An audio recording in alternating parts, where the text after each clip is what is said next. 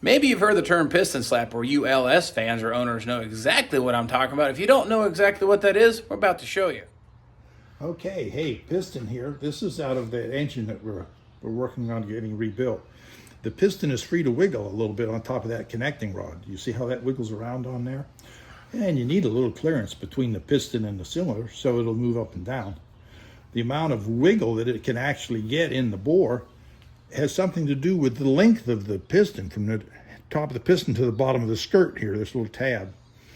Yeah, so the shorter ones, they can wiggle more. So the longer ones are more stable in the bore. So that's an interesting thought. But there's more energy involved on this piston near top dead center than there is at bottom dead center. So at top dead center is where the higher energy is because the pressures are high with compression, combustion, and all those things going on. So when the piston's getting pushed up and the charge of air and fuel mixture up here is resisting that, the piston has a tendency to resist that up movement, and it flops to the side to try to take a shortcut as that piston's coming up the side. So as that piston's coming up the side, it rubs the cylinder a little bit. So you have some rubs on the side here. Now, when it goes through top dead center, the opposite's going to happen. When it gets over to this side and starts going down, that combustion forces up here pushing down on it, that rod flops to that side and it rubs over here. So the one side is going to be fairly clean compared to the other side, because one side is rubs during compression and the other side rubs during the power stroke on your engine. So you have two different wear rates on your side of your skirt. But that piston has to move from one side to the other every time it goes up and down. The only thing that really holds it up from moving is a little bit of drag on these rings. If everything's working right up there, it'll move over freely.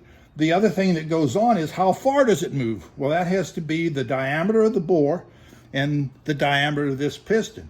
The diameter of the piston is a function of temperature. I mean, this is aluminum. It gets cooled. The top here runs harder than the rest of it. It gets oil in here. It cools it off. So you can change the mass of aluminum that's in here, and that'll change the temperature of it. But that piston has to move from one side to the other side as it goes through top dead center. It flops over, so you get a little of this going on up there. What happens when you hear this right here hitting the side of the cylinder bore in there, and you hear that noise. Now, once this gets up to temperature, it usually fills the bore enough that you don't hear it, but when it's cold, you're more apt to hear that problem.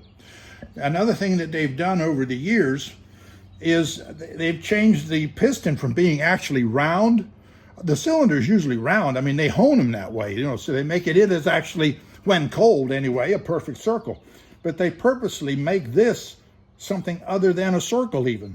And the design is called a cam-ground piston, where the dimension this way across the piston is actually a little bit bigger than this way. And that is to help fill that cylinder so this can flop around a little bit less. So that's another technology that they use. And I came across some information recently. I was reading that said, yes, the automotive industry is using cam-ground pistons. So I thought I'd include that with what we're talking about here. So this piston comes up and it moves from one side to the other side and it goes over. And if there's enough dimensional difference in here, you can hear that movement as this comes over against the cylinder. So you have a noise when this hitting the cylinder wall in the bore. Usually when things get up to temperature, the dimension of this is big enough that it doesn't move enough force against that cylinder bore that you hear it. But when it's cold, you'll hear that flop against the side. So I think that kind of wraps up what I wanted to show about this movement and this flopping around up there. It flops at the bottom of the stroke too, but there's not as much energy involved because the valves are usually open and all that. So you hear it from the top. Yeah. So basically, that's why your LS engine stops knocking 2 or 3 minutes down the road. That piston actually swells up, matches the bore, and that's by design. They do that. They can't get them too tight from the beginning because then it'll seize up. So I guess you keep working on it. But it's kind of funny. These old engines, I don't recall too much piston slaps. So nonetheless, now you know how that works.